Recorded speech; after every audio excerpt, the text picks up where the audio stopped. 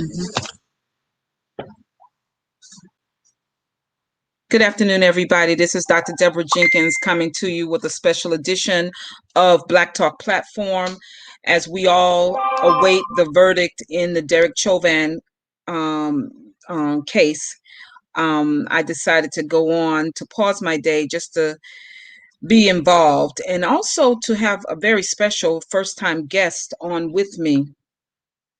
It is my son because I'll never forget we did this prayer service of peace and unity on Sunday. And while I stated very clearly what my goals are post verdict, that is to ensure that young people will not harm themselves by getting entangled with the criminal justice system that we continue to fight daily. And there was a former NYPD detective there who said all of this is good, and but I don't hear the voices of the youth. And so my son, he's typically with me somewhere near me when I am doing my activism. He is his in his own right an activist, but he is always playing in the back. But I believe that because my heart is racing, as are the hearts of many, as we await this verdict. um, he's a young Black king who has to walk these streets every day. And despite whatever the verdict may end up being, life for him, my husband, and every other Black king walking around here, and even the little princess, will be something of a threat to this dominant society. And quite frankly, whether it's law enforcement or otherwise, Black men have always been a threat in this country. And so I asked him to come on with me as we await this verdict. And so what we have in the background is the TV, like everybody else does, the internet, the TV, whatever the case, awaiting the judge to walk in to the courtroom. Let me just introduce him. Hi, son. Would you like to say something to the audience? Good afternoon. Thank you for having me on. I just hope that people are watching attentively and paying close attention to what goes on this evening and move decisively and concisively. Whatever decision you make, let that be the decision that you make and you stand by it um, as a result of this happening. All right. Mm-hmm. Go on. It's just interesting the way things tend to play out with this whole case. It seems like in a lot of ways, things are happening behind the scenes to give an outcome that people would not be happy with necessarily.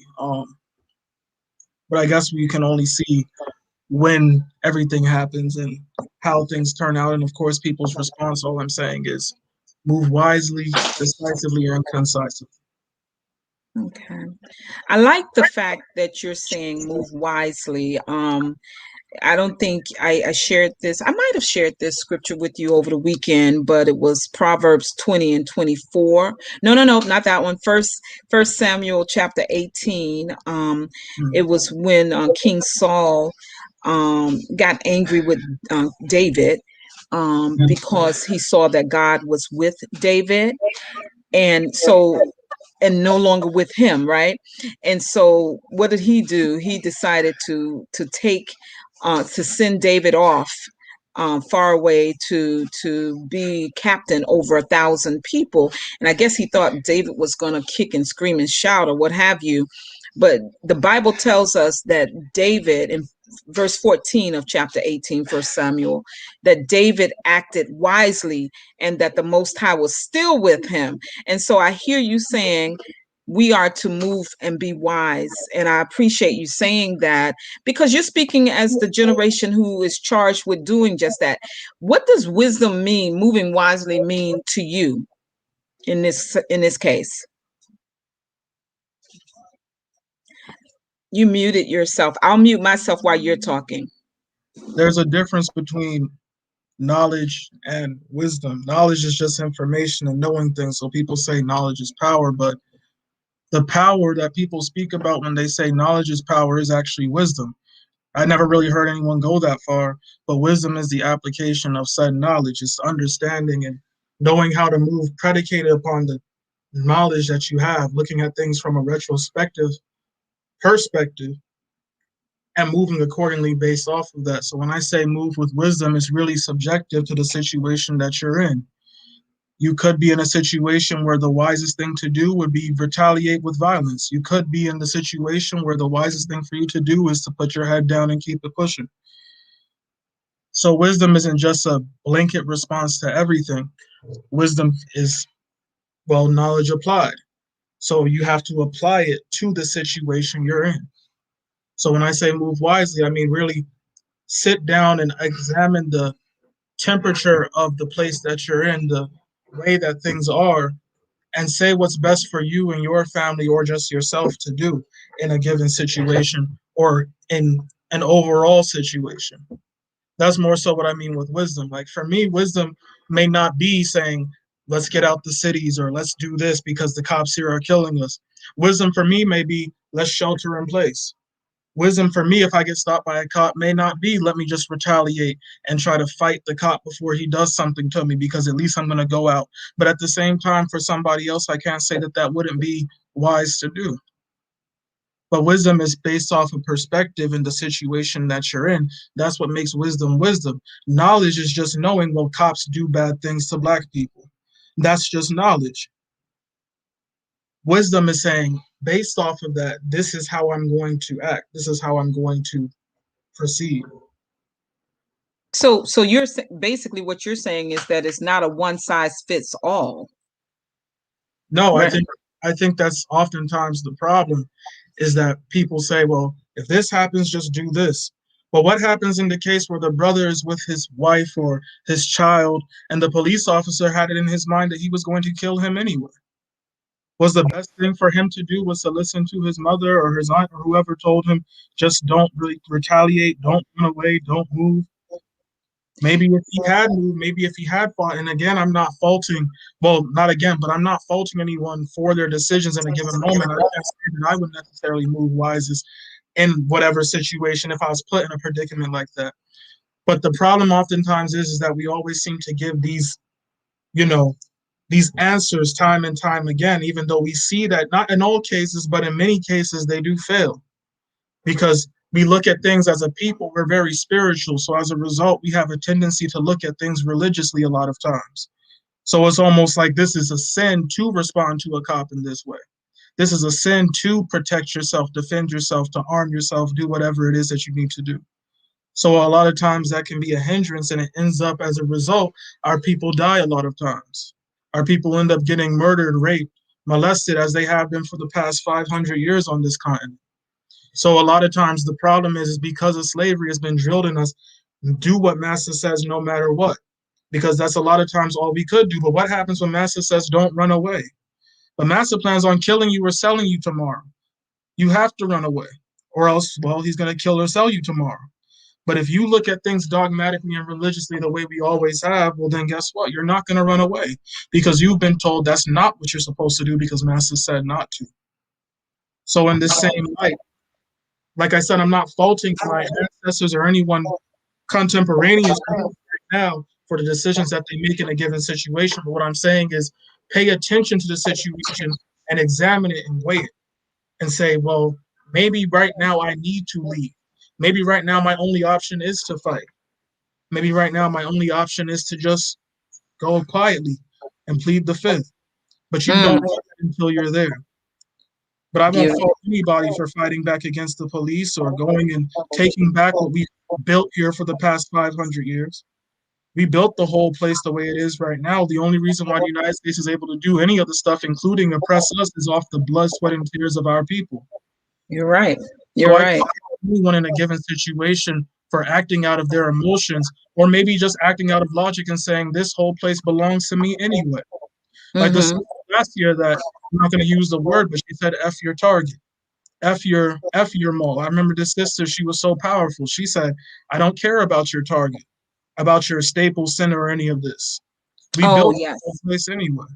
And Right. that resonated with me because for a long time, not really for a long time, but for over a past set of months, I think it might have been July or August when I heard this sister really catch fire online. I don't know what happened to her, but people were upset about the rioting and the looting and all this stuff that was happening. But some people, this is their one time to get a meal ticket. For other people, and they're only doing it a lot of times because the system has different disenfranchised them. So, like I said, we can't always look at things as being an approach of just don't do this no matter what. Because in certain situations, how am I going to tell somebody that was just selling crack not to go and rob a store when you can make more money doing that, reselling the items that you stole? He may need to feed his kids. She may need to pay a bill. And we have to have more compassion on our own people and less compassion on a system that puts them in the position where they want to do that in the first place. Wow.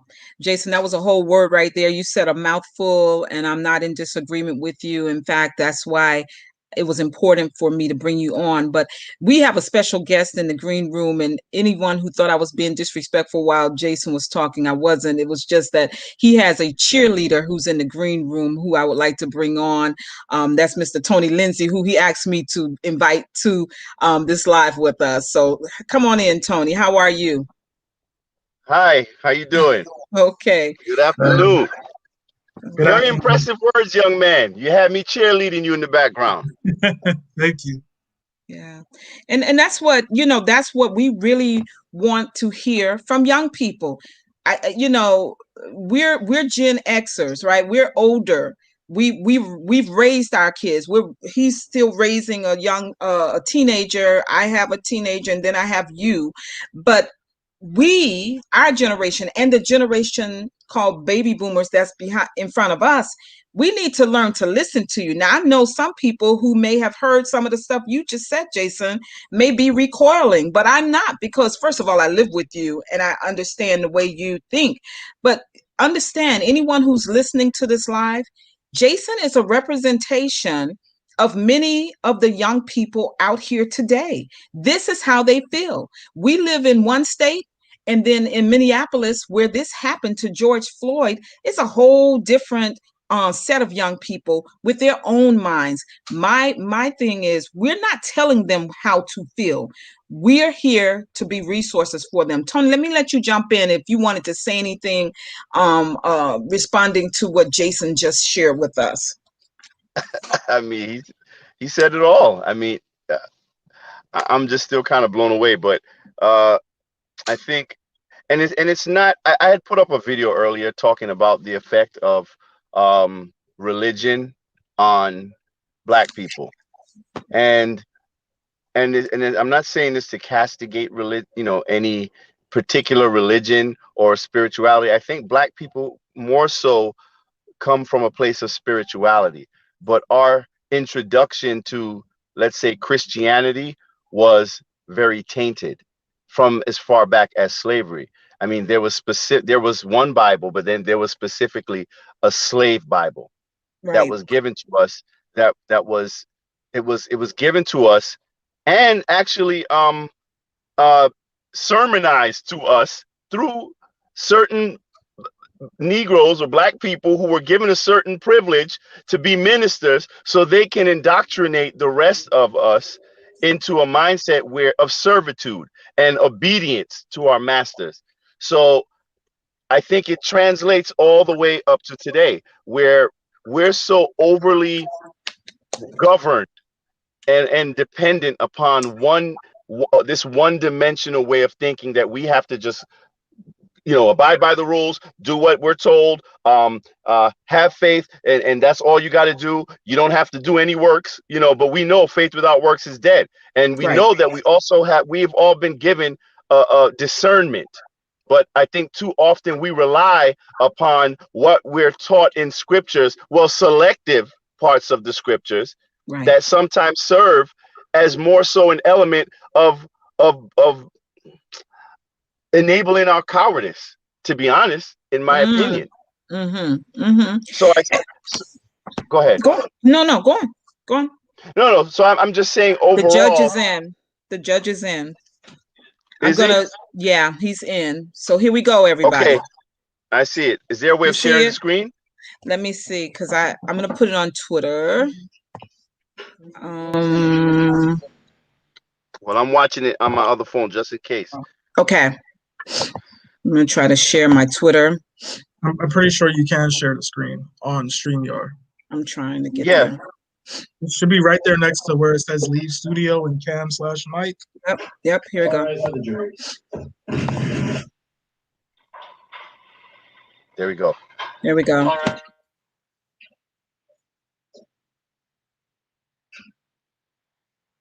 Mine is buffering. I don't know why. Because everybody's doing this. Try reloading the page. Okay. Please be seated. Oh gosh. Let me stop that. Members of the jury, I understand you have a verdict.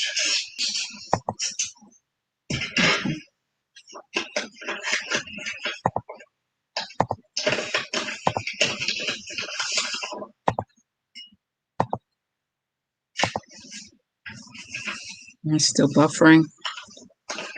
Members of the jury, I will now read the verdicts as they will appear in the permanent records of the 4th Judicial District.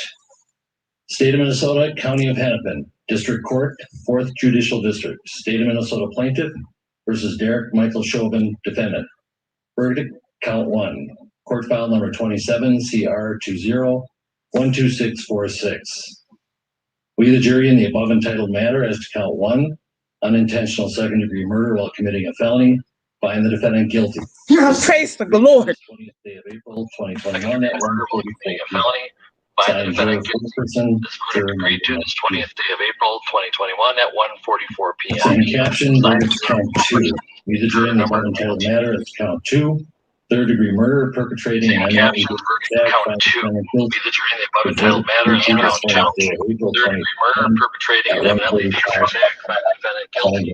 Jury foreperson, juror number 19. Yes. Same caption, verdict count 3. We, the jury, in the above entitled matter as to count 3, second-degree manslaughter, culpable negligence, creating an unreasonable risk, find the defendant guilty. With verdict 3 to this 20th day of April Hallelujah. at 1:45 p.m. Hallelujah. Foreperson, 049. Members of the jury, I'm now going to ask you individually if these are true and false verdicts. Please respond yes or no. Juror number 2, are these your true and correct verdicts? Yes. Juror number 9, are these your true and correct verdicts? Yes. Juror number 19, are these your true and correct verdicts? Yes. Juror number 27, are these your true and correct verdicts? Yes. Juror number 44, are these your true and correct verdicts? Yes. Juror number 52, are these your true and correct verdicts? Yes. Juror number 55, are these your true and correct verdicts? Yes. Juror number 79, are these your true and correct verdicts? Yes. Juror number 85, are these your true and correct verdicts? Yes. Juror number 89, are these your true and correct verdicts? Yes. Juror number 91, are these your true and correct verdicts? Yes. Juror number 92, are these your true and correct verdicts?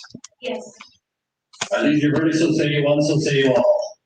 Yes. Members of the jury, I find that the verdicts as read reflect the will of the jury and will be filed accordingly. I have to thank you on behalf of people of the state of Minnesota for not only jury service, but heavy-duty jury service. What I'm going to ask you to do now is to follow the deputy back into your usual room, and I will join you in a few minutes to answer questions and to advise you further. So, all rise for the jury.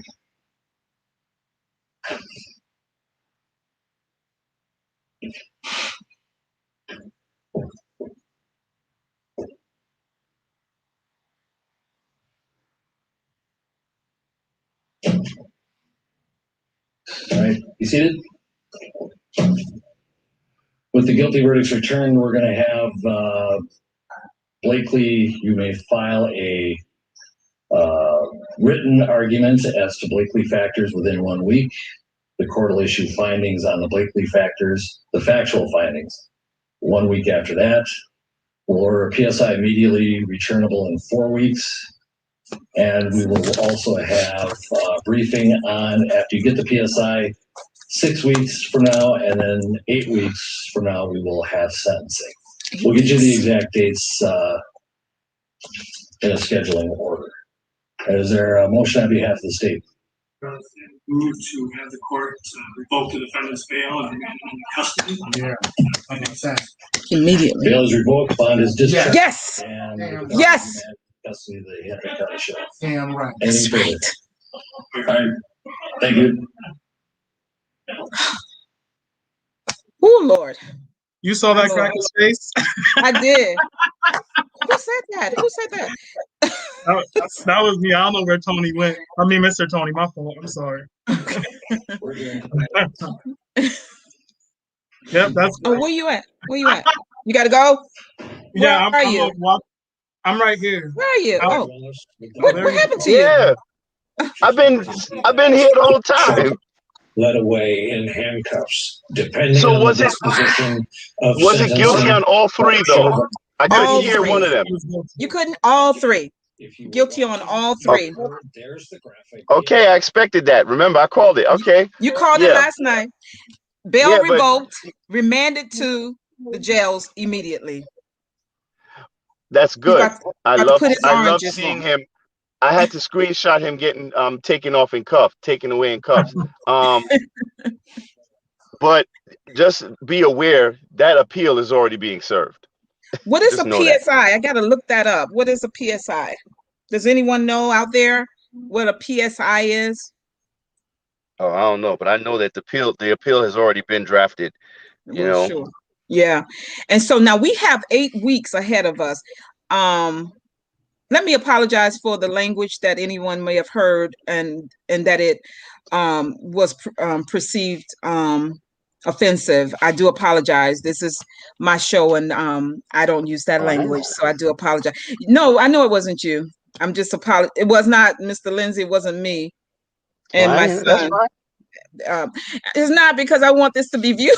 I want this to be viewed and I don't want to get chains for offensive language. But yes, that aside, we're celebrating 8 weeks though. Hey, there's Pastor Davis joining us. Look, he's like, I put in my time so I can get off a little early. It's like, get here. We welcome you, Pastor Davis. It's me, Jason, Tony, and Pastor Frank is over in the background. He just don't want to be on this.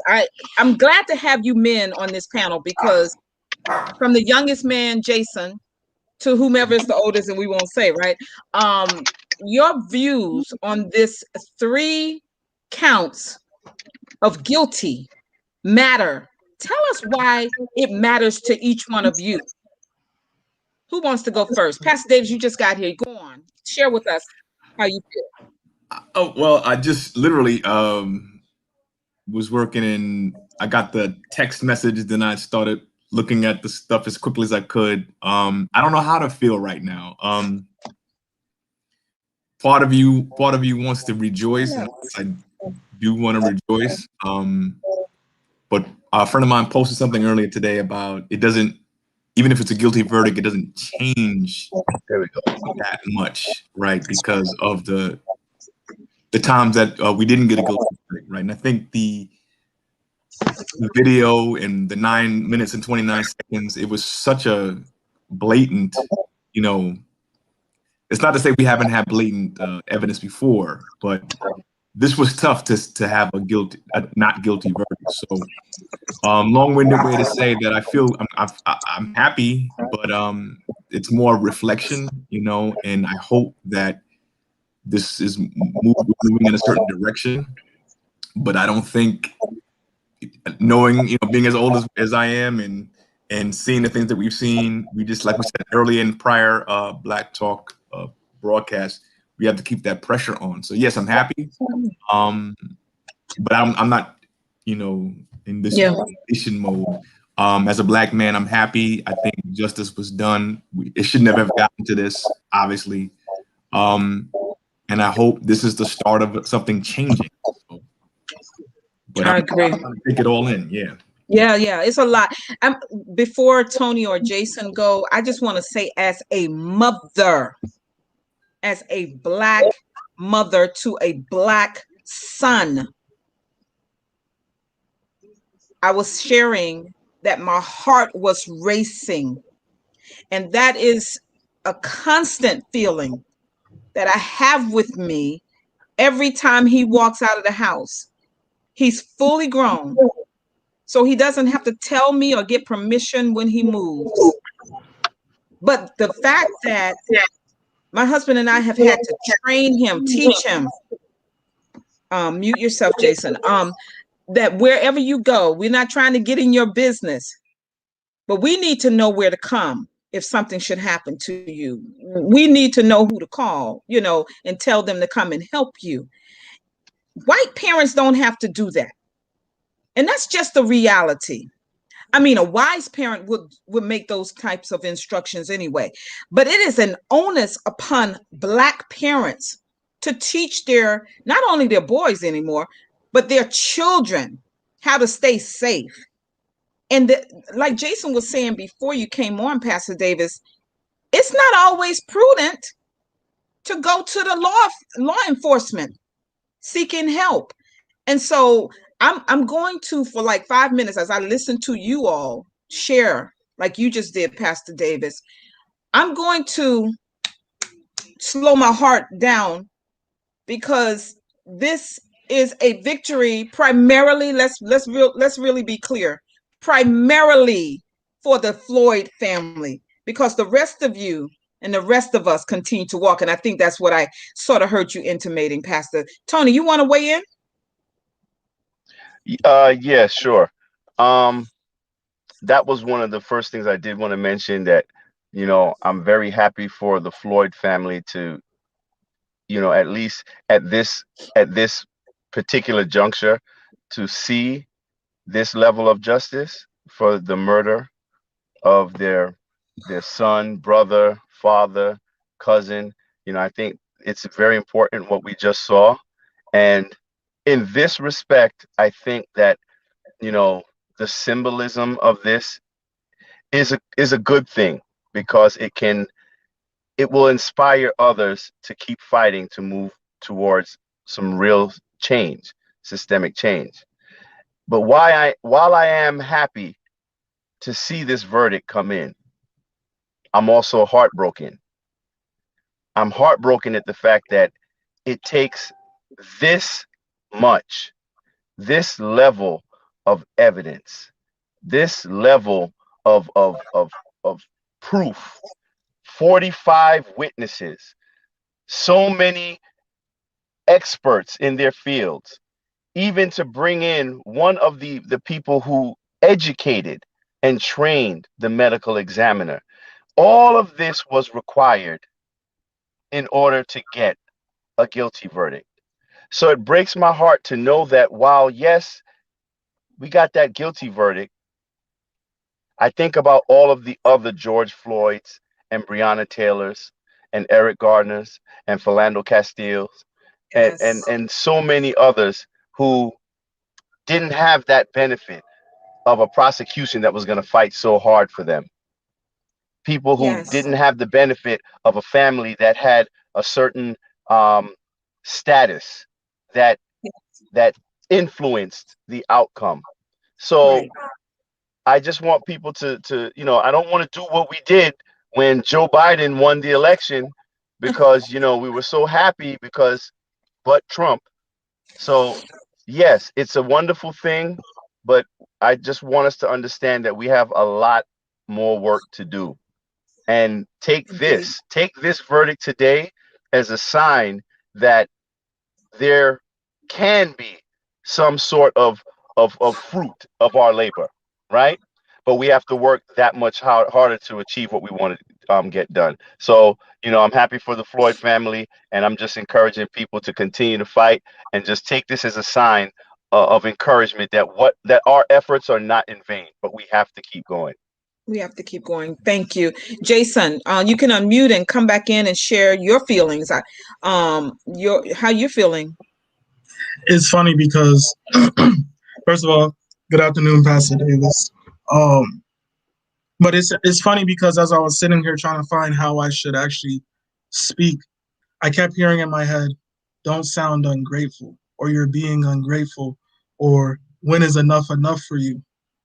Mm-hmm. And it's not because that's how I feel. I don't feel like I'd be ungrateful to say that this still isn't enough, and there's still systemic problems that our people face as a whole. And what's to stop the next George Floyd from happening? I mean, hopefully maybe that there's the doubt or the suspicion that the police officer that decides to do the same thing might go to jail.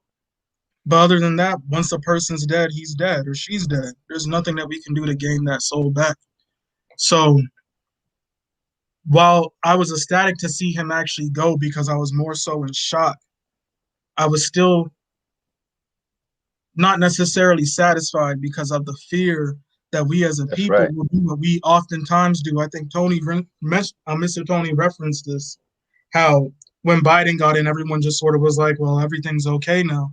One of the first things he did, I believe, on the night I think he was celebrating, was send out the National Guard to put down a racial injustice protest out in, I believe, Portland it was. But everyone was asleep to it because it's Biden. Instead of saying, well, this is still a white man in this white country doing what white people do. So while I'm happy and I'm praising the Lord that we got some sense of justice out of this, I fear that once again our people are going to go to sleep until the next George Floyd or until the next Breonna Taylor happens, and so on and so forth, because there's so many names, ones that we don't even mention because they were so long ago. That's right. But our people That's time right. and time again become casualties to this country. And we may get some sense of justice or get to protest for a couple of months and the police don't really do much to stop us. And then we go to sleep because a lot of times they understand they're playing chess a lot of times while we're playing checkers. So to them, it's a strategic move. How can I sedate the people right now so that way I can do what I want to do later when they're sleeping? So, not like I said, I had the voice going on in my head saying, you're being ungrateful. I'm sure there's someone out there saying, you're being ungrateful. But grateful to who? System that owes it to me anyway. They owe That's it to right. us. That's right, young brother. And even then, That's right. this isn't the end of it. This is just one case where I'm actually That's right. surprised he got all of the charges. I don't think I've ever in my whole life seen that happen, ever. And I mean, His whole life, 21 years, but that says a lot. I mean, yeah, but I mean, I'm not saying that as if I'm so old, but from my perspective, 21 years is everything for me. Absolutely, So, absolutely. That's right. and forgive me for my ignorance if this has happened before, but it definitely wasn't big enough that I knew about it. I'm not saying That's that I right. know everything either, but so for those of you that are thinking he's being ungrateful or shut up before you make the white folks mad or you shouldn't be upset because they're going to take it away from you or whatever it is that may be going through your mind that's making you feel as if you can't ask for more. I apologize on your sake for feeling like that. Not for my sake, though, for making you feel like that, because I am ungrateful, I guess, because I'm not going to beg or once I'm finally given what I was supposed to have in the first place, get on my knees and bow down and praise the person that stole it from me in the first place, because that man took his life. He didn't ask for it. He begged for his life while he was on the ground. Just That's like so right. many of our people have here in this continent, have begged for our lives on our knees and still had it taken from us. So I That's the apologize rev. Oh, on go your ahead. behalf for feeling as No, if I should be more grateful. I'm not talking to that's anybody on this platform, by the way. I'm No, I just understand, but you know what? And that's not even anything to apologize for because that's the revolutionary spirit that I talk about when it comes to our young people. Because what you're saying, I mean, I think it's akin to someone coming into your house and taking all the food off of your dinner table and then deciding tomorrow evening, well, let me give him one kernel of the corn that I took out of his mama's plate. Should I right, be grateful for that? I right, mean, should I really be grateful for that? No, it's what you owe me. So that's why this fight that we're in, it's not about equality, it's about equity. It's about restorative policies that we need. You understand? So while I think we need to understand the difference between accountability and justice. So to right, me, what happened today was accountability. right, But justice is when I see things like the removal of qualified immunity. Justice is when I start seeing a trend. Justice is an action. It's something that continues to happen. I want to see police officers hold other police officers accountable and turn them in when they break the law. I want to see the culture in policing to change to where if all it first of all, if here in New York City they just recently passed a bill that made the complaint records of police officers public record. And if you see how excessive the amount of complaints are against officers, see, people were praising that as justice. That's not justice. That's just telling me which police officers have 100 complaints, some have 60, some have 200. So that's not justice. Justice is, well, accountability is when you do something about it. But justice is breaking the system that we have and replacing it with something that works. And it also includes restorative justice, restorative policies to restore us to where we should be in this society.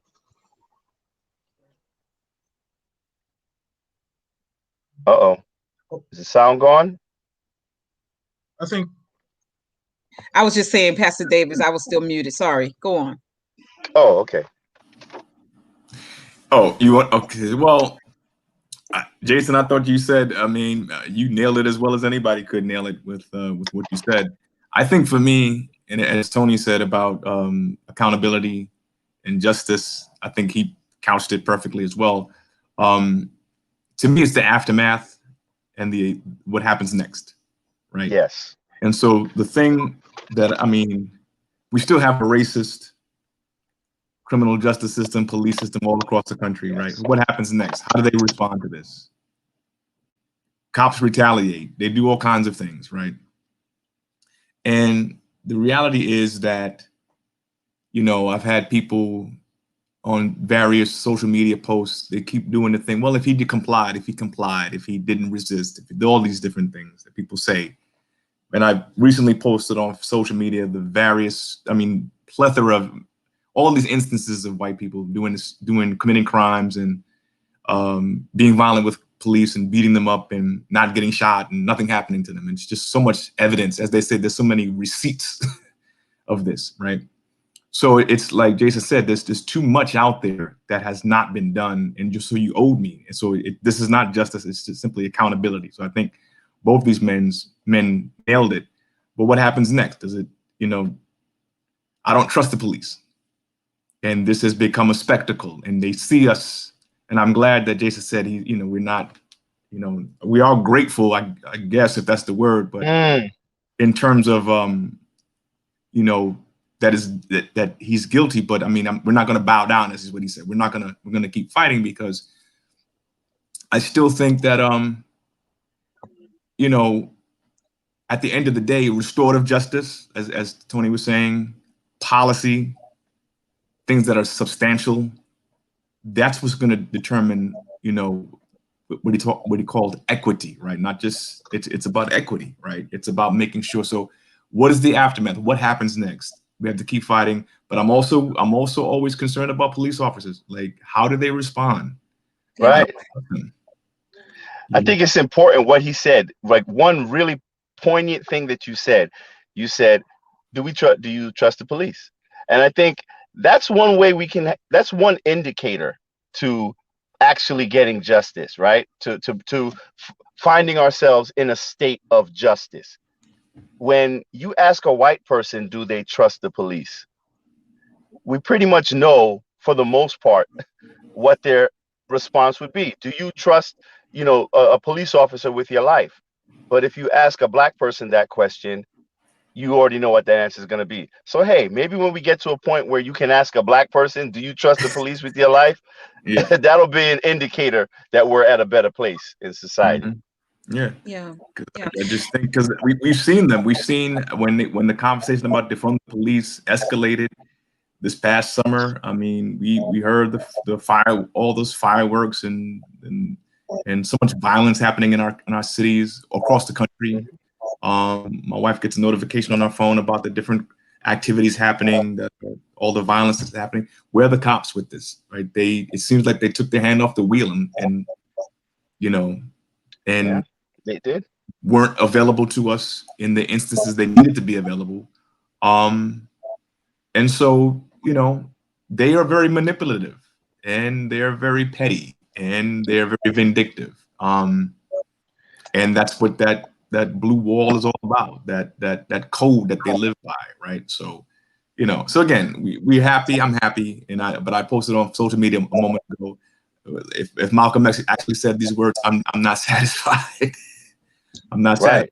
You know, but I'm not satisfied.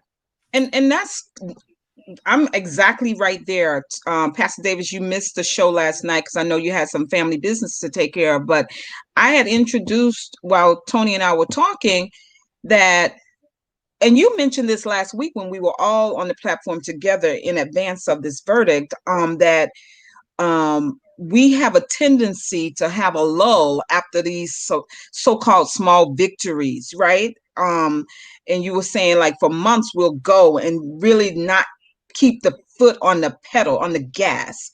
I suggested last night while we were on Black Talk that even if there were a guilty verdict, as there has been today, I feel like we still collectively as a community need to respond. And I feel like the only thing that these people in this country respond to, and you agree with me on that, Tony, is economic boycotts. You know, when we remove our dollars from the economy, because I do fear, like Jason and Tony have both said, that we're going to have this level of euphoria as we had when Joe Biden was elected.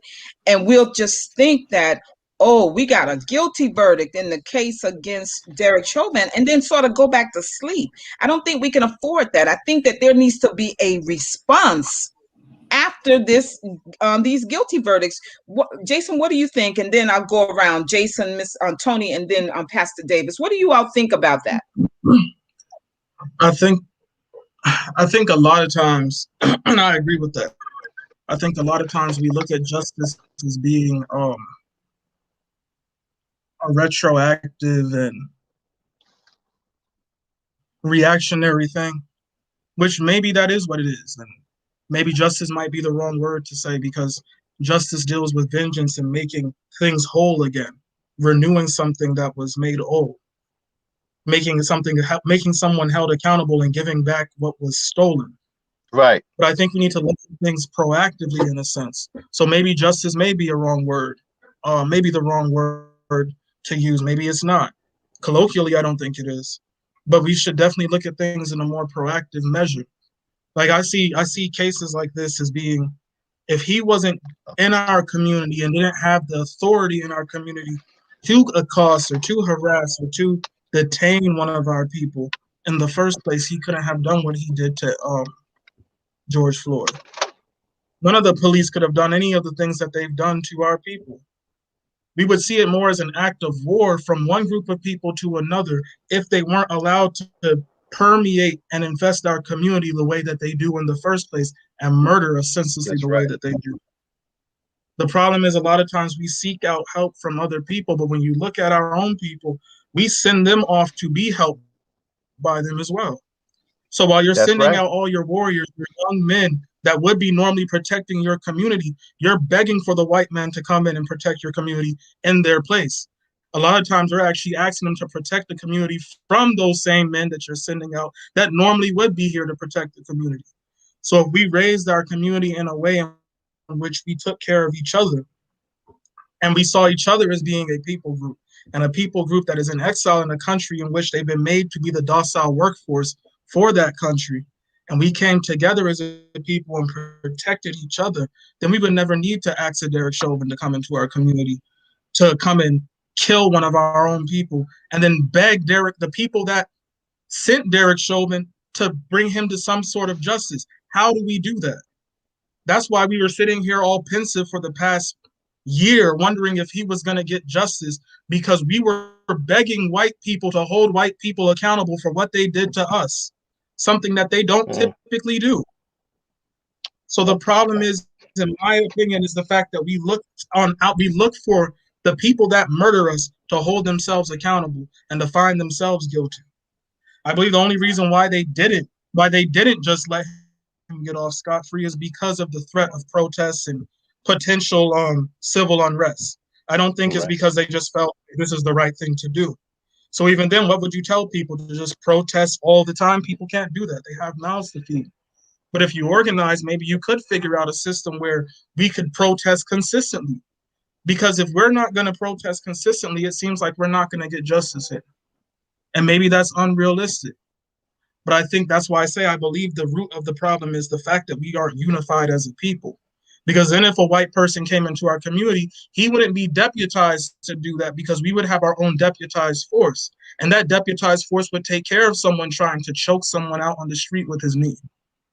It wouldn't be the white man who gets to waltz into your community while you have several people telling him to get off of the man and kill him with whatever excuse they were saying, the exhaust or he was on drugs or whatever. Well, who brought the drugs into our community in the first place?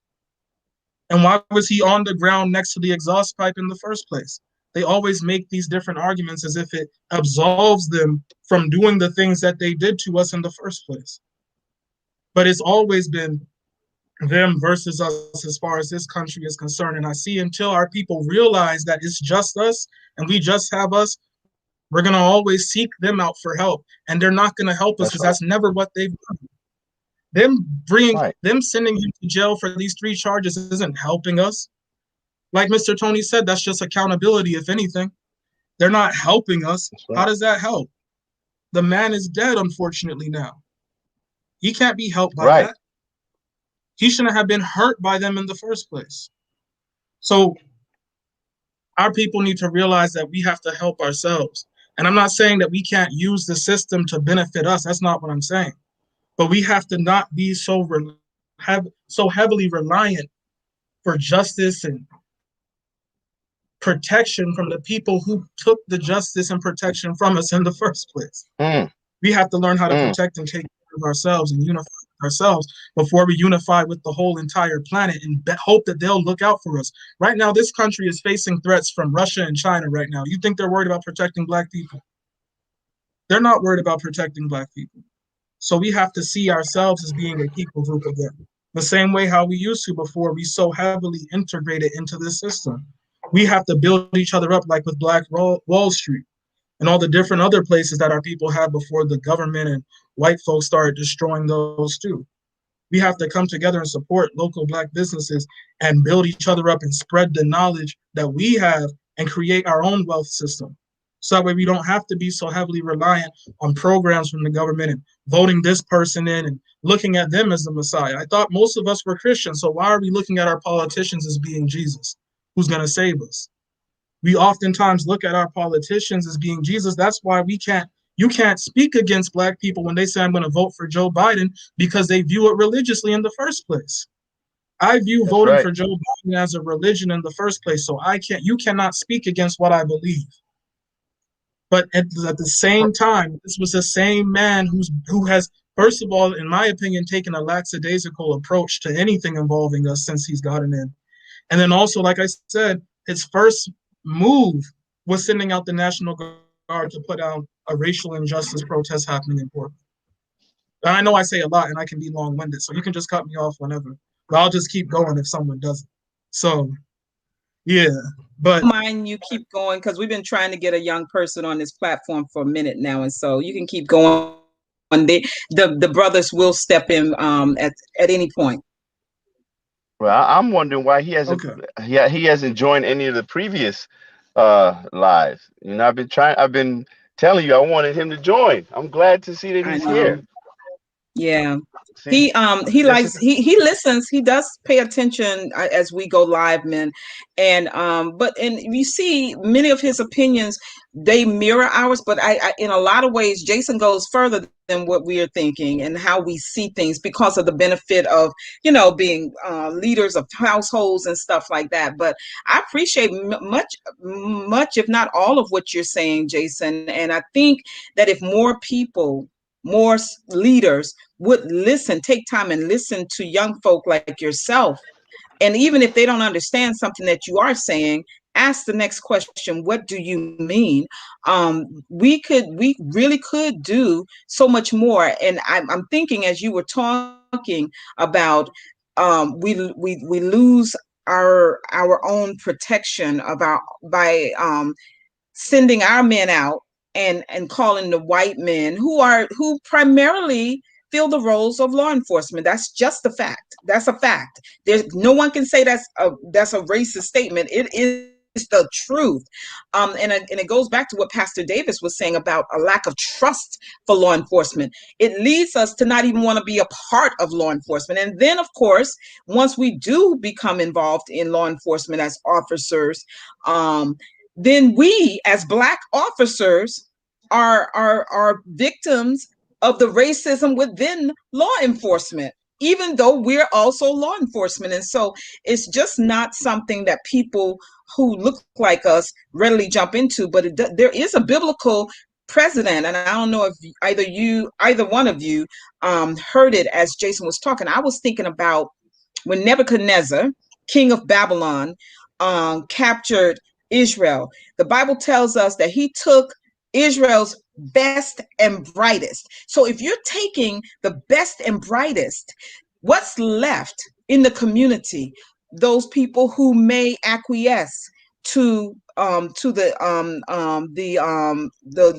Babylonian dominant group, forgetting who they are, forgetting their own culture, assimilating, and also those who are the ones who cause dissension within the body, right? In the Bible, and I said this a lot over the summer, Pastor Davis, the Bible gives us a remedy within the community for those who act against the community. And so we have a way, we have a prescribed biblical way of dealing with those within our own community who do not step to the community rules, whether written or otherwise.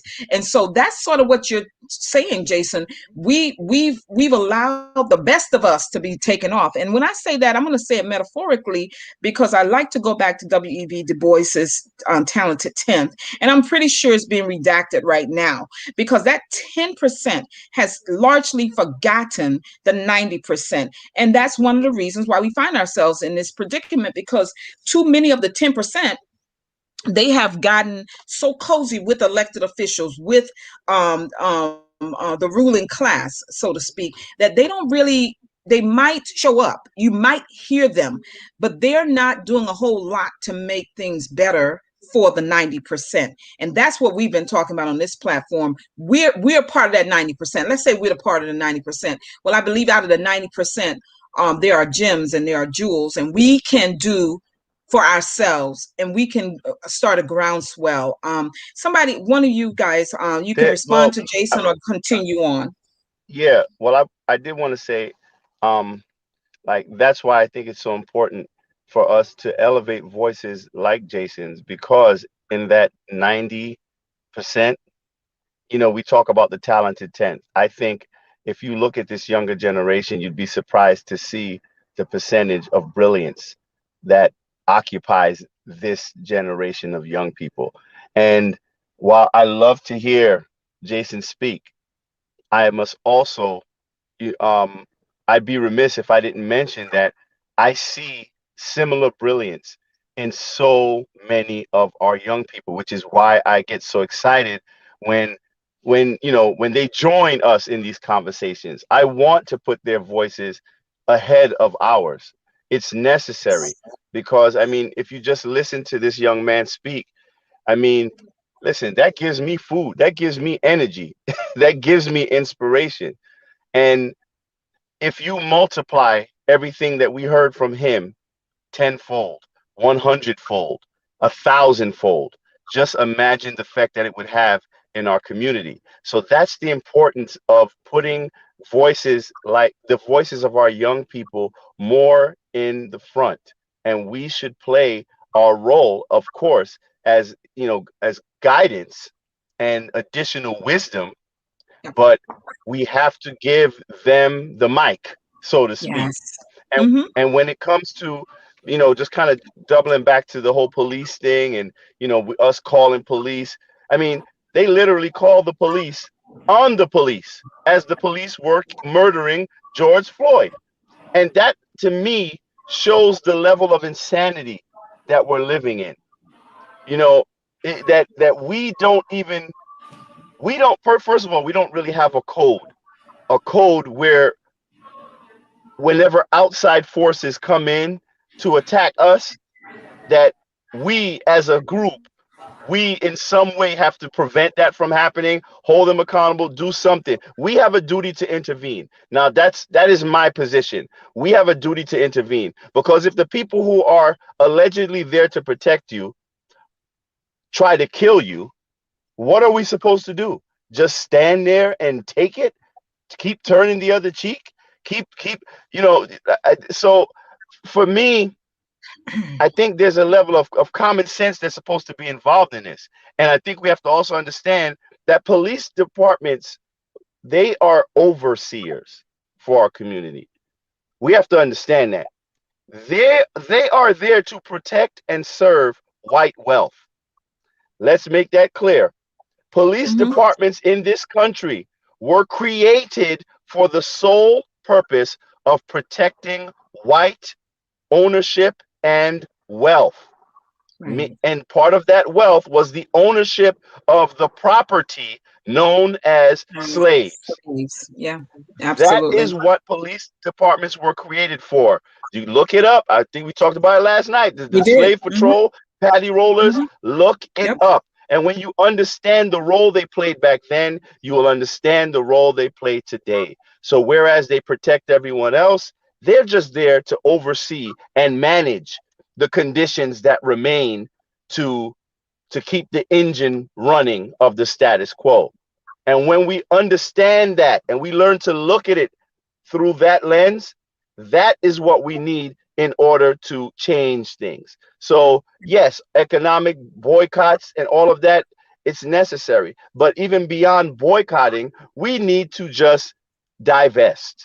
We need to take our financial resources and permanently move them I agree. into our community and those who are willing to respect our community. Every nation engages in trade and commerce with others. So the black people we need to start seeing ourselves as a nation.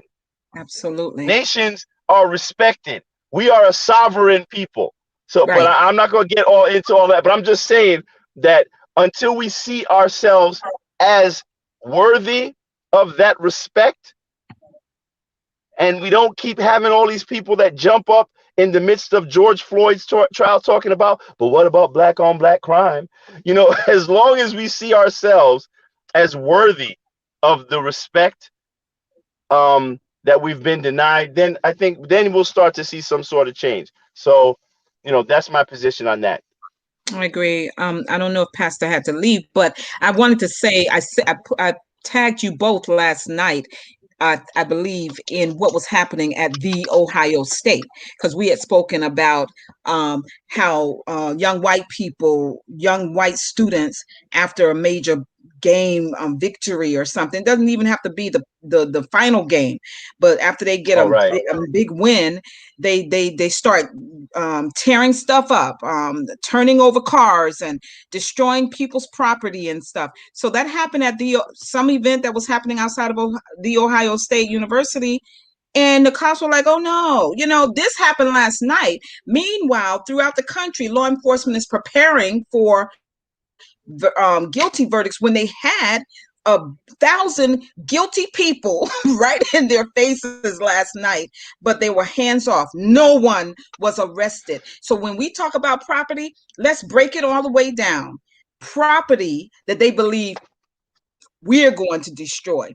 And if that means destroying it by breaking some chains, as you were talking about, that property extended to our forefathers, our ancestors who were enslaved here in this country, you better believe it. But when it comes to my car being on the street near a game at one of these predominantly white institutions that just might become vandalized by them because they're drunk and they had a victory, they don't care about that property. Let's be real clear. There is also racism in the property and what's perceived as something of value.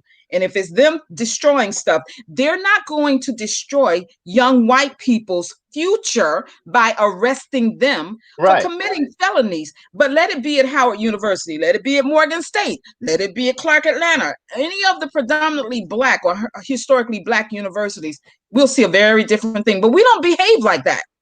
We well, what, Pastor Davis? well, Or anybody? Go on. Do we be? No, I was just gonna Well, say like, that I'm the whiteness. wrong person. Go ahead. Go ahead. I'm the wrong person to ask. I've seen. Listen, I'm gonna say this like this. My wife and I went to. We're hip hop heads, right? We go to hip hop concerts, right? And we went to a concert a couple of years ago in Queens. And of course, when you go to a hip hop concert, it's predominantly white, right? Yeah. Whether it's an outdoor thing or if it's indoor and within a venue. What was staggering to me is how much weed smoking was happening at these concerts, right? How much these white folks are smoking weed. And I said out loud to them, I said, it must feel good to smoke all that weed and never have to worry about getting arrested or having a felony charge against you, for marijuana or whatever. Yeah. And so Yeah. again, I'm the wrong person to ask when it comes to that, because there clearly is this. They don't do this to them when it comes to, like as you said, about property damage or whatever. There's a double standard. But I just wanted to go back to something that Jason had said earlier about.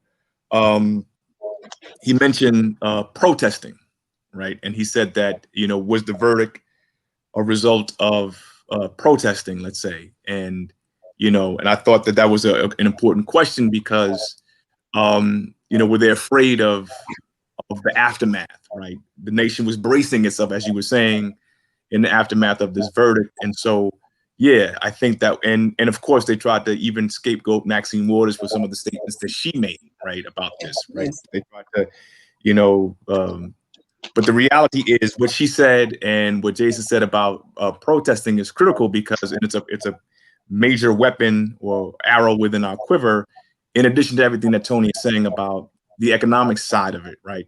That where I really truly am appreciative of young people is the energy that they have in staying on the front lines, right? And being visible and to always be present in the streets. As one of the points that Maxine Waters was saying about if we get a guilty verdict, to make sure that we continue to be in the streets and continue to fight, right? But that's I think being in the streets and in addition to everything else is critical. And I think there's, with these laws being passed around the country, right, in Florida, where protesting will become illegal. I don't know if you noticed, like, so the HB1, something like that in Florida, among other states, they're trying to make protesting, I'm talking about peaceful protesting. I'm not talking about vandalizing or anything like that, but around the country, because even when it came to the situation in South Carolina, where the white man was threatening the young black man walking in his own community and things like that, and shortly after there was a protest in front of the white man's house for threatening the black man, and but they're developing laws to prevent you from protesting non-violently. I'm talking about, right? So they understand that there's something to that. That's why I say in the aftermath of this verdict, what happens next? Because these weapons that we use at our disposal, they work, right? That hit in the streets and that constant pressure and that constant social media pressure and that constant presence, it matters. So as I said, it affects a juror. It affects it because we're out there and they have to be concerned about that. We want justice, and it's too obvious. Right. But they're going to do certain things to make sure that your voice non-violently will be muted. And that's why I say it's not just these things, but DeSantis in Florida, they's ready to sign this bill that they passed, right? That's the precedent, right? So that protesting peacefully, I want to stress peacefully, becomes something that will land people in jail. Doing what we do to get justice, right, will become a felony, and that's the problem. Yeah, one of the states, to add to what you're saying, I can't remember which state it is, but it's easy enough for any of us to find it. One of the states, to what Pastor Davis is saying, is passing a law that if you are arrested as a protester, sometimes peaceful protesters are arrested. In fact, most of the time, peaceful protesters are arrested. But if you are arrested, you won't qualify for state financial aid and student loans. I mean, they're really trying to, their greatest weapon against us has, in my opinion, always been fear. You know, think about your parents and how we were raised. You know, don't say this, you know, be polite. Heck, my kids were raised always around cops, you know, and they are just the most respectful kids.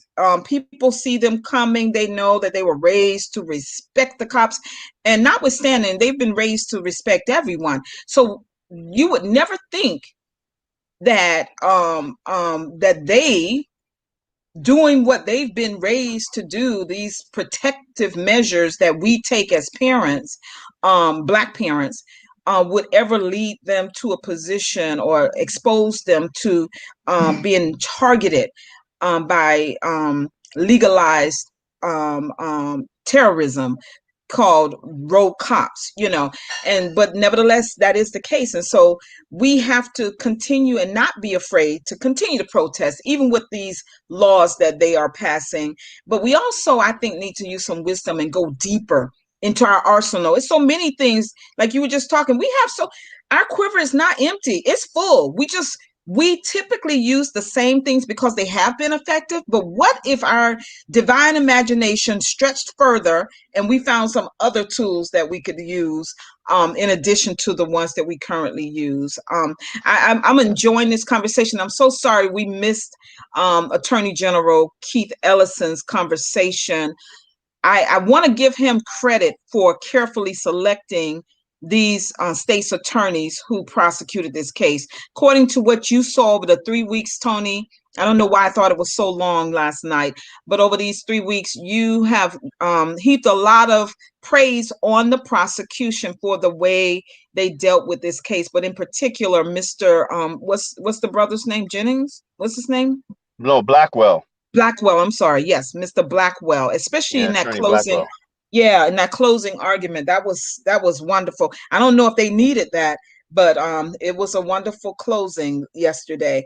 But I do think we can do more. I think we can do more. We can but I think what I hear each of you saying, I know I heard Jason say it resoundingly, we need to unify, you know, and I think sometimes the barrier to the unity that we are in search of is who goes first. I don't know if that how major that is a part of it, but do either of you, any of the three of you, either of the three of you, do you think who goes first is a big deal, or what do you think is other ideologies? What is the primary barrier to us unifying as a community? And like you said, Tony, having our own, we are a nation unto ourselves. What are some of the barriers? Either of you, Jason, Tony, Pastor Davis. I would say our our unwillingness to listen and accept rightful criticism. Hold on. You know, I think that's something that is apparent in probably the older generation a lot. Actually, yeah, it's kind of prevalent with the older generation because we have a very paternalistic or maternalistic approach to certain issues in our community, and sometimes it leads us to diminish the value of what our younger people have to contribute to the conversation. For the longest time, a lot of our young people have felt abandoned.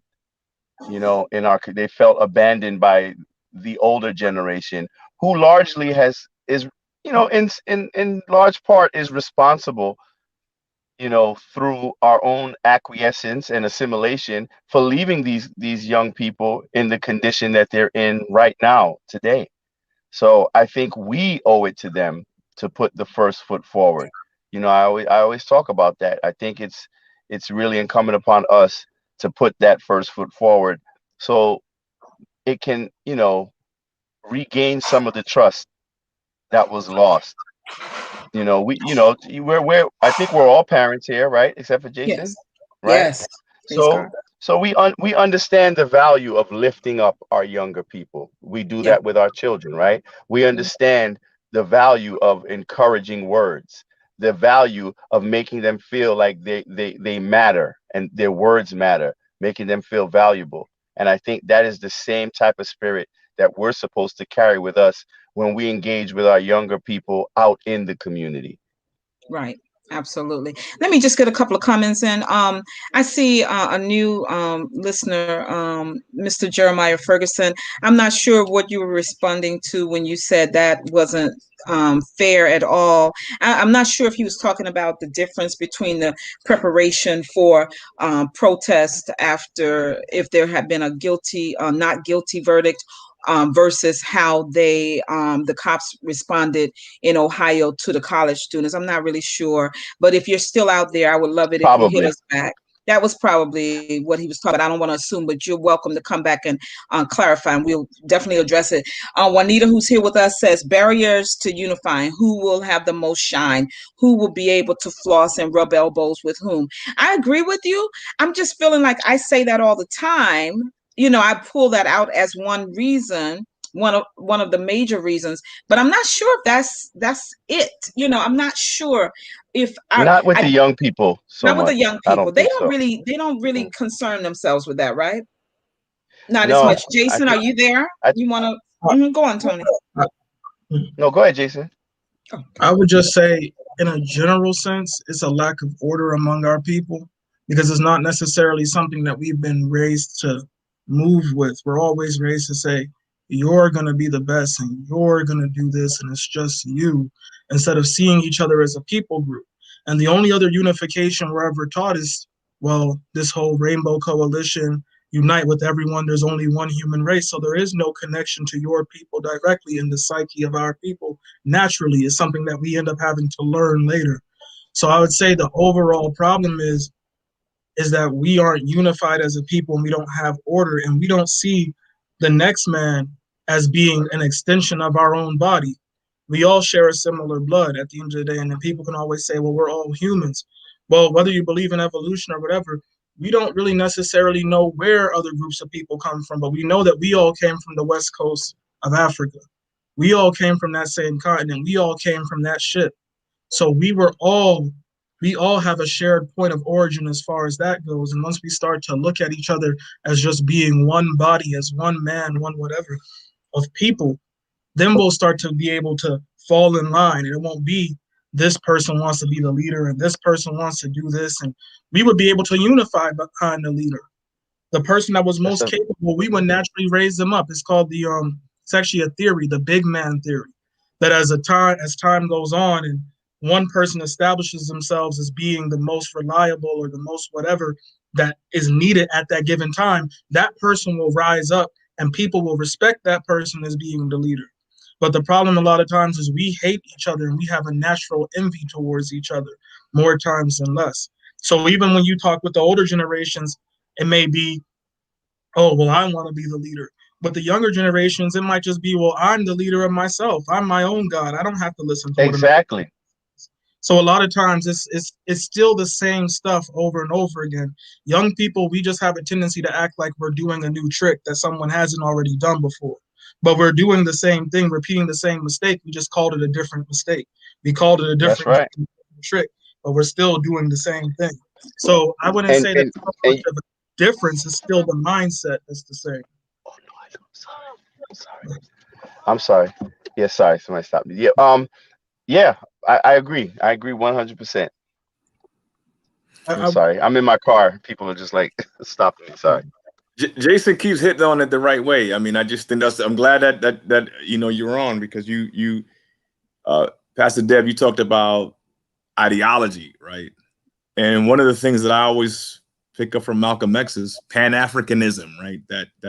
That's that philosophy he talks about, and the fact that white supremacy or anti-black racism is a global thing, right? It's a global thing, and it's Yes. beyond simply police brutality. It is what happens in Africa and the exploitation of Africa for so long, and not just by Europeans, but lately by Chinese people, Hmm. and things of that nature, right? There's things going on. There's all types of, it's the most minerally rich continent with all this stuff, and we're not benefiting from that at all. So there's no identity. There's no connection. There's nothing to gravitate to. There's nothing where it's always a search for who are we, finding unification, because you can't unify unless there's something that you don't identify with. We don't identify with in theory, we identify with the continent, and we have some sense of the West Coast, of Africa, as Jason said. But what do we rally around? And so it's a lot of being fragmented. Is whether it's the talented 10th, right, as the group that's going to get us out, or it's some other group. It's Booker T. Washington's theory. It's always these various fragments of theories, whether it's Malcolm or Martin. It's always one or the other, right? It's pitting one. It's the older generation versus the younger generation. It's this ideology or this way of doing things versus that. When it all works, right? So I'm for me personally, I'm beyond criticizing people, right? So what I'm saying is that it's not either or, it's both and, right? There's a need for everything. So as I said earlier regarding protesting, that was essential, as well as all the other things that even mentioned, right? In terms of economic impact, all the things that we talk about. But what I'm saying is that in this instance, we're talking about the police. That was critical, and it was so critical, as I said earlier, that they're looking at again muting our right to protest. And so again, it's always what's the aftermath, right? So really, at the end of the day, we have to find some ideology and it's not. It doesn't have to be that. It doesn't have to be that complicated, right? But we have to find a way to, as Jason said, we have to look at each other as family, as brothers, family, as a village mindset. Village mindset. We have to find that, and it's not. It's within your block, your borough, or your town, or the whole thing, and then ultimately to the continent. Like, you have to find that, and Black folks have struggled with that since we've been here, right? We've struggled with that, and we have to figure that out. We have to figure that out because we will. I mean, it's easy. It's like being in church, man. We debate doctrine. We have denominational fighting, but we say we believe in Jesus. We say we believe in these same things, but we're always arguing over one another, over non-essential things. And so we have to find a way to really look at our Blackness a certain kind of way and understand that anti-Black racism is a problem. And we have to rally around that and stop criticizing people. And that's why I said, like, listening to Jason, man, I like to stop and just listen to him, speak, and among others. Right. That's why it's important that we get that young people forum that we're talking about on this platform, right? Bring another person. Yes. Let's do that. Let's do that. Yeah, I think having young people, involved could really address the fragmentation that we see in the community, because largely, and I think this is something that's really is kind of specific to like the Western culture, like the United States, like in the Americas. It's like Black people don't have anyone to identify with. Like we don't truly identify with where we came from. We identify with our oppressor. And that is the root cause of much of the dissension that we see within our own community, because most of that infighting you see, it's usually based in talking points or ideology of our oppressor. And we fail to identify that. So, moving forward, I think we need to acknowledge, just to kind of go back to the George Floyd verdict, we have to acknowledge that while, this was a great thing to see this verdict, we're far removed from justice in this country. There's a lot more to do.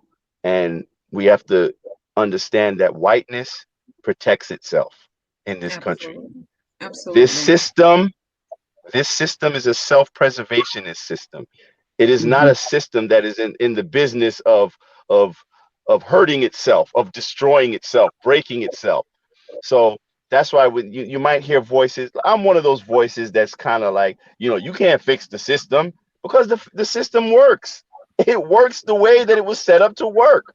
Yeah. That's why I believe that the system must be broken, and it must be reimagined. So that's how my ideology is on that. And then the last point about the policing we were talking about, well, particularly that Jason was talking about. I mean, police departments are an occupying force in our neighborhoods. So and they view us, unfortunately, especially through training. The training is that they view us as combatants, and that's not the way that police departments are supposed to be trained. Police officers are trained to serve and protect specific groups. That's what has to change, because Yeah. there's much evidence there's much evidence that shows that police officers are excellent at doing their jobs for white people. Yeah, you said that. You said that last night, and I think you make a good point. But you know what? As soon as you said that last night, I got off and I went on Twitter. For those of you who are who are not on Twitter, consider Twitter, because it really does get the breaking news first. Everything comes through Twitter first. I don't know if people are just sitting there. I don't know. But Yeah, that's it where I get does. most of it. It does. But I went on to Twitter after we had closed out Black Talk last night. After Tony had said what he just said, training is working perfectly well for protection of white people, right? Hmm. But Black officers, the training is also working pretty close to perfect for them as well, because they don't harm white people. So, and I'm still going to make a plug. In New York City, 42% of the 35,000 NYPD officers are white and mostly don't live within the 5 boroughs. Only 15% of the 35,000 NYPD officers are Black. I believe that in our reimagining and redefining what public safety means, I would love to see more Blacks who go in with a sense of understanding where the community that they've come from, of course, and not getting involved with this nonsense called this blue wall that's been killing us. I would just love to see that percentage change. I would love, even if that means that they're so mad that they're not going to apply, whatever the case may be. I really would love to see more Black representation in the NYPD. But in terms of, I'm sorry, I would just say this because you brought up the reimagining, Tony. I think in reimagining, we also have to spend a lot of time in redefining what public safety really is. Because if the Exactly. truth be told, much of that responsibility is to the community, like Jason and Pastor Davis and you were saying Right. earlier. Right. And that's pretty much what I was saying. I would rather see more community control and involvement with policing, more community say so in policing, as opposed to just putting more Black faces in a white supremacist system. So, I mean, representation is nice, but representation, visual representation doesn't do much other than make us feel good. Hey, Craig, So, I just saw you there. I'm sorry. Hi, right. Craig. But you're right. Hey. I know, Tony, and I know both you and Pastor Davis said basically the same thing you just said last week. I'm not one of those people. I'm not about symbolism, but I do believe that there might be more understanding if there were more of us. And I'm not fighting you on what you just said. I think the whole thing has to be reevaluated, and I would love for us to do, and I'm glad to have you here for the first time, Craig.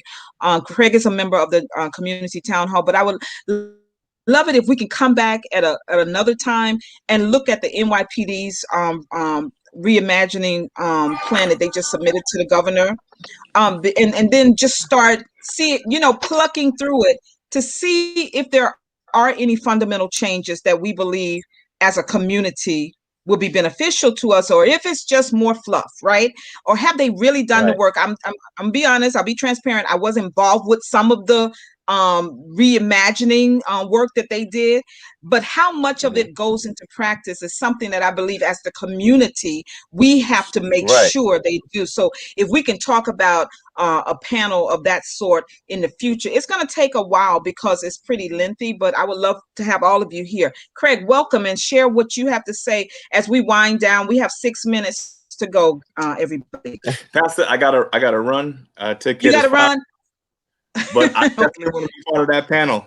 Let me know. We'll make that We'll plan happen. it out. We'll plan it out. Thank you, All right, Pastor brother. Davis, for being Okay, here. take care. Be safe. Hey, Okay, how Craig, you go doing, ahead. everyone? Thank you Good. for having me.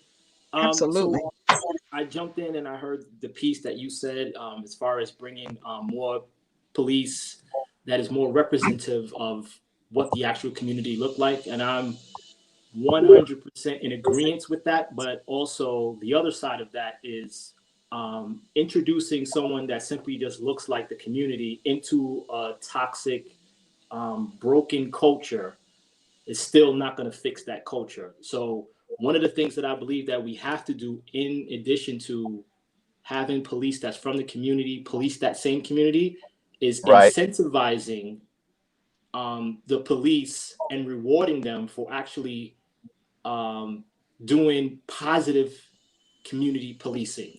So Mhm. there is a reward as far Hmm. as career elevation for True. cops to actually criminalize everything. There is a reward for that, but on the other side of that, there's really no reward for a cop who. I like that. Yeah. There really is no reward for a cop who. I like in that. the video that I have on my page today that really triggered me and it triggered a lot of my followers, where a New Jersey police officer decided that she wanted to criminalize kids riding their bikes, and she wanted to take one of these kids to jail. So, in that instance, when I think about how I think about police, and I think that police are, in a naive sense, I think that police are an extension of like community parenting. Like if my kid is outside and he encounters a police officer, he's going to deal with my kid with the same parental mindset that I would think my neighbor would have for my kid. But the reverse is actually happening, that the police are out there and they're there to police your kids, to occupy your community, and to criminalize your kid. So Right. when we think about what incentivizes the police and what is their thinking when they're actually interacting in our community, we have to offer some type of incentive for these police to, in that case of the, for example, in that case, the kids riding their bikes, whatever ordinance or law they broke, the proper thing there in a perfect model, in a police model, would be for that police officer to say, "Hey guys, listen, you guys are out having fun. I get it. It's a nice day. Stay on the sidewalk or stay on the road, stay in the bike lane," and send them on their way, versus putting them in the system, possibly having long-term effects for that kid now being entered into the criminal system. Right. If you think about the long-term effects on that community, you are possibly creating a criminal, because now his options may be limited because he has a blemish on his record. So if we are intentional about putting good police officers on the ground in our communities, then we also have to incentivize them to break that toxic culture that tells them, if I bring in, this many jaywalking tickets, I'm going to make sergeant in a year, and I can raise my pay. You understand what I'm saying? So I think we have to also include that in our conversations. Yeah, just like with Carrier Horn, we know that she just recently got her pension back. She was the officer who intervened when her white partner was, I think, choking a man, and she lost her job for that. You know what I'm saying? Right. And I saw another officer lose his job for not, I think it was like not shooting somebody or something like that. So, right. So if you incentivize officers for doing great things, good, positive things, then you'll get positive results. So I like that idea. I like that. Yeah, that's actually really good. That's good, Craig. I like it. So Craig, I'm extending the invitation to you as well, and Jason, hopefully you too, because we need youthful eyes to look at this reform plan. They actually had released a draft right before the first that when it was due. Then they went back. I forgot what the impetus was for them going back, but they strengthened it. The first draft looked okay, a little thin, but the second one looked better. I would love for us to take it on over a series of weeks, because we don't want to rush past it, because this affects us. So it's pretty big, and we can go back collectively. And I think that's a part that we need to push. Be in the community, telling them, okay, you've submitted this, and if the governor accepts it, then that becomes the new rule, right? But how that rule is rolled out within our community, then that's where you and I, when we all come in, because we should be able to get an audience with the PC and all of his chiefs or whomever, to let them know, well, this is what's going to work best here, because what works best in East New York may not work best in the Northeast Bronx, but this is how we can help you implement this, if that makes sense to you all. We can't just let them be on their own, because they're like kids in a playpen. You turn your back and they're turning it over, you know, and they know that they want the help. So if they've said they want the help, let's give them the help. You know, that's I like to be involved like that. Don't put a threat out to me, because I'm going to take it. So don't invite us and then disinvite us. So while we have the invitation, and I'm not saying that they've given us an invitation, but they love to say we want the community's input. Well, let's go through it. Well, I'm waiting for my invitation, because I know a lot of people, and I've been trying to get into this conversation for a minute, but it seemed like don't nobody want to talk to Tony. maybe I might be a little bit too aggressive. Because you're not going to settle. You're not going to settle for incrementalism. You're not going to. They know that you're going to say, "Well, that's good, but let's get it done." More. Yeah. Well, we know what works. If we have the solution, my position is, why beat around the bush? Why take little baby steps towards the solution when we know the solution already? It's common sense.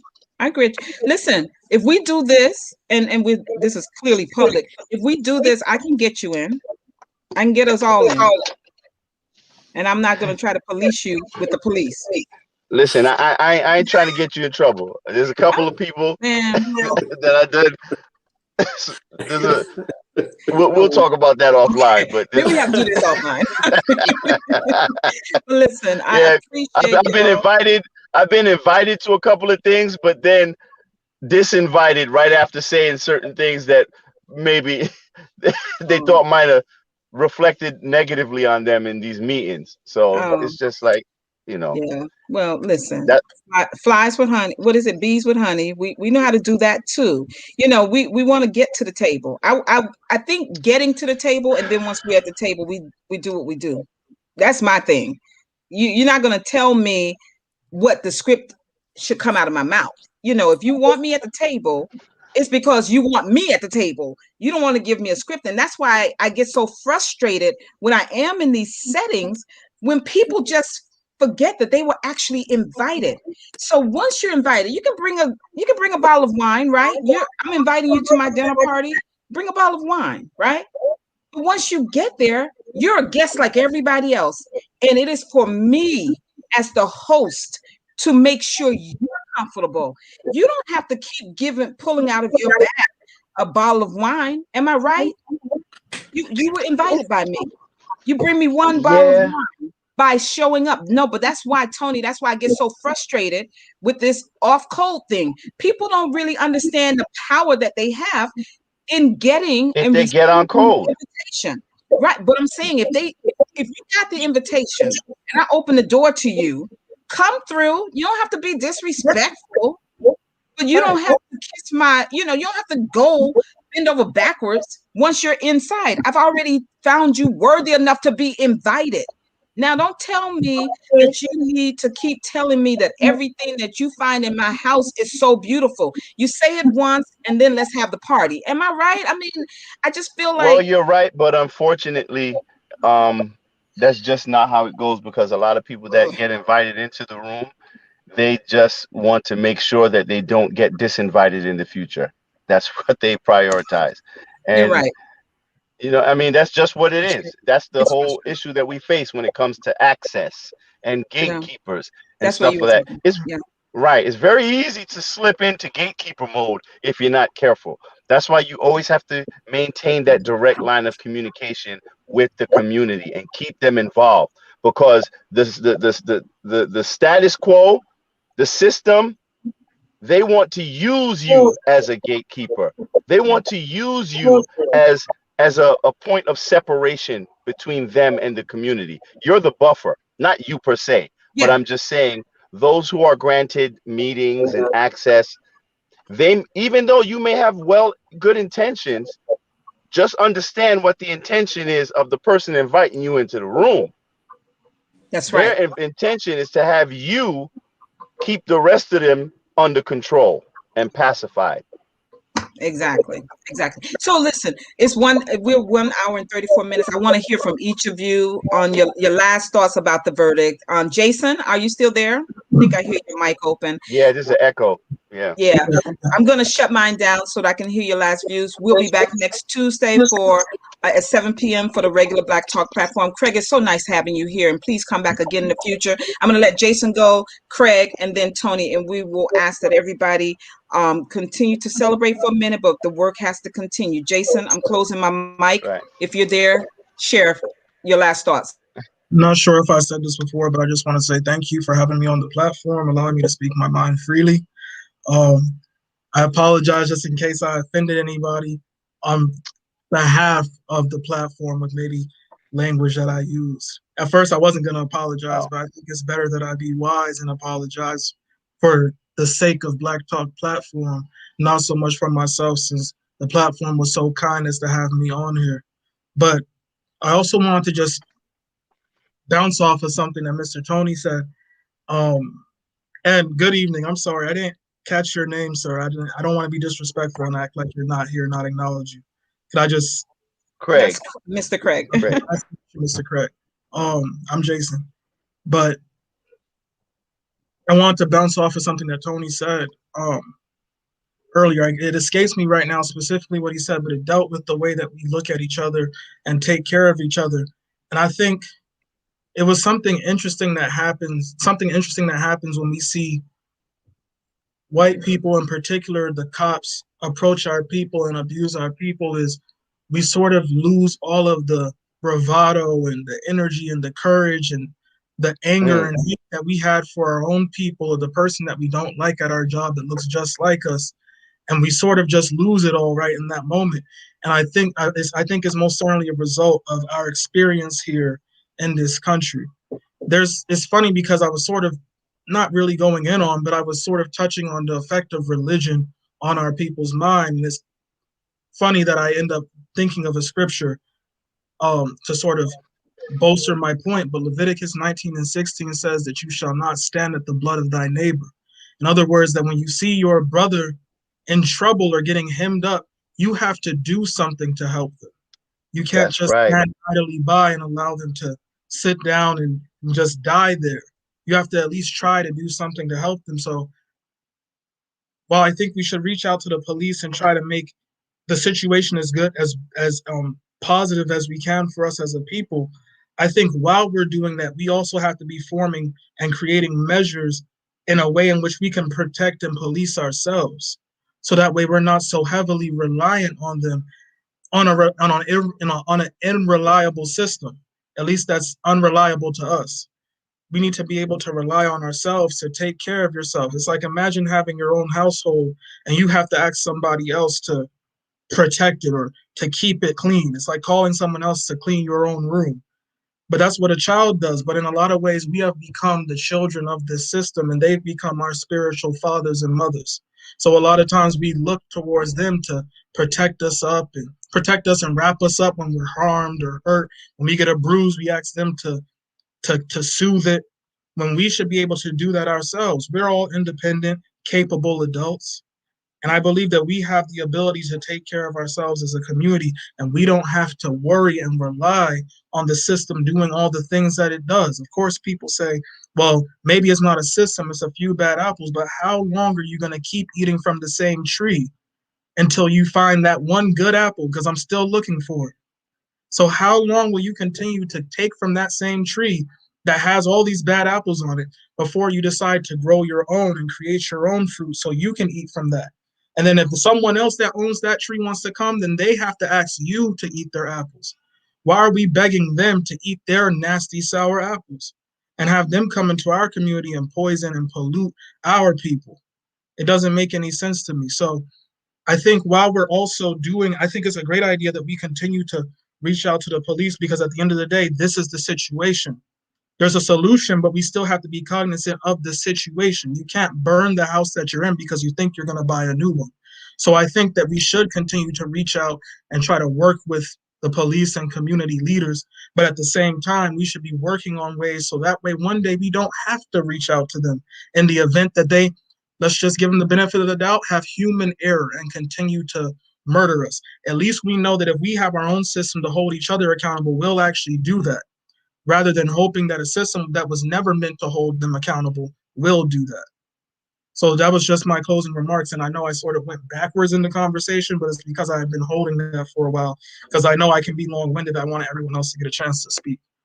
But once again, I'm just grateful to be on here, and I'm grateful for everyone that came on here and being able to speak to you guys. And, as people don't say it as much anymore, but the whole reference of soaking up game, just sort of sitting here and listening to what everyone had to say and incorporating that into my own mind space. So I thank everyone for that and being so generous as to speak freely on this platform. Yes, sir. I love everything you just said, brother. It's good to meet you. So I would say, I guess my thoughts on the whole trial was I really didn't know how to feel. I was relieved that they came to the verdict that they came to. I thought that a lot rided on that guilty verdict. I thought that a verdict outside of guilty would result in America burning down to the ground, literally.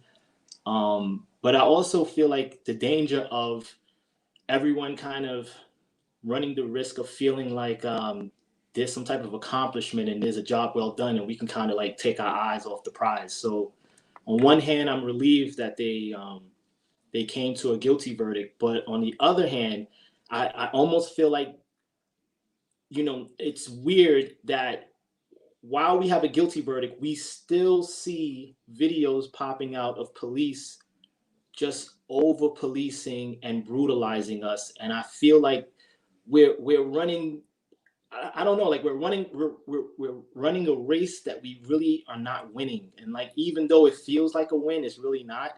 We elected a president at a time where the entire country was saying, yes, we need to defund the police and we need to reimagine what policing is. He literally was going against that narrative that the entire country was feeling and know that we needed at that time. So I want us not to be pacified by this guilty verdict. I don't want us to accept any type of empty symbolism like I feel we did during the George Floyd protests. I think a lot more could have came out of those protests policy-wise versus conceding our power to a bunch of senators and Congress people kneeling with kente cloth. I think that we had a lot more power that we actually gave away and we conceded because of these empty symbolisms and token symbolisms of like writing big Black Lives Matter as big as you can, just to signal what, it's nothing tangible, nothing that we can use to protect ourselves and our kids. So I want us not to take our foot off the gas because of this guilty verdict. And I don't want us to take our eyes off the ball. I want us to kind of still, keep pressing on for structural change and policy change. We can't exhale yet, and this is great. He's being held accountable. I think there's other officers that's up next.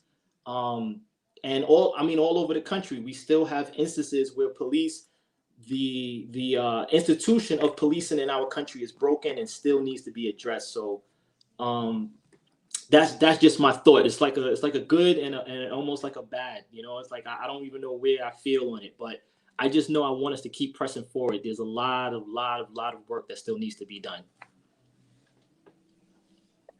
All right. Well, I guess I'll just end. I just wanted to tell a little story of something that happened today.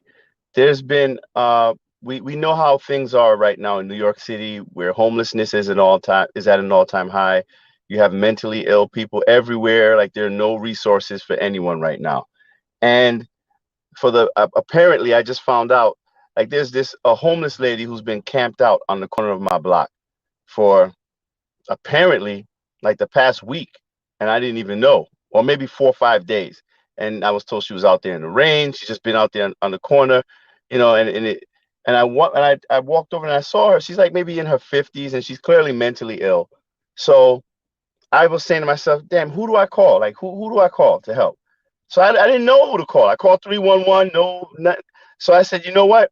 I called 911, and I made it very clear. Like, listen, this is more of a medical emergency.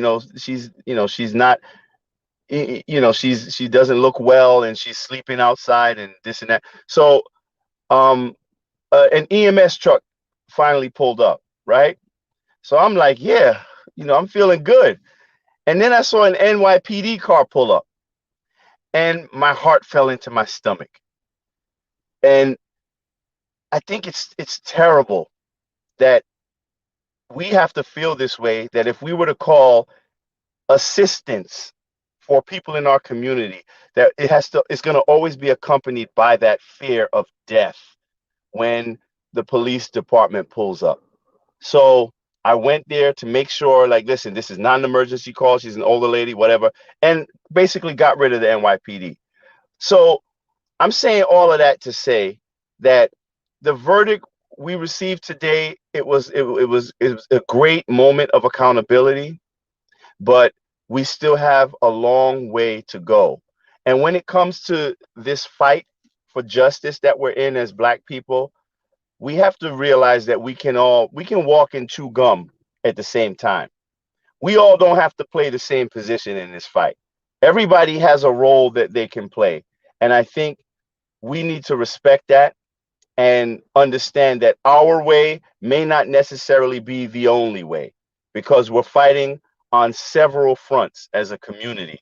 So I don't mind people, if this is your mission and that's my mission, that's fine. But as long as we all are fighting towards the same goal for our people, I'm with you. So I encourage us to continue with engaging with each other, engaging in dialogue, especially with our younger generation. And then I think we'll be all right. And that's it. Oh, can't hear you. Can't hear you. That was because I wanted you all to have the last word. But thank you all so much for being here. Hope to see you next week. We don't know what we'll be talking about, but Black Talk Platform will be back next Tuesday at 7 p.m. if God spares life. Thank you, Craig. Thank you, Jason. Thank you, Tony. Thank you, Pastor Davis. All Black men, I salute you, because this is, while it's primarily for George Floyd and his family, it's also a victory that you all can internalize. And I praise God for each of you. And I know, like your families, they want you to stay safe. I'm so happy for this moment for Black men, but we know there's much work to be done. So let's get to it. God bless you all. See you in the green room. Green room.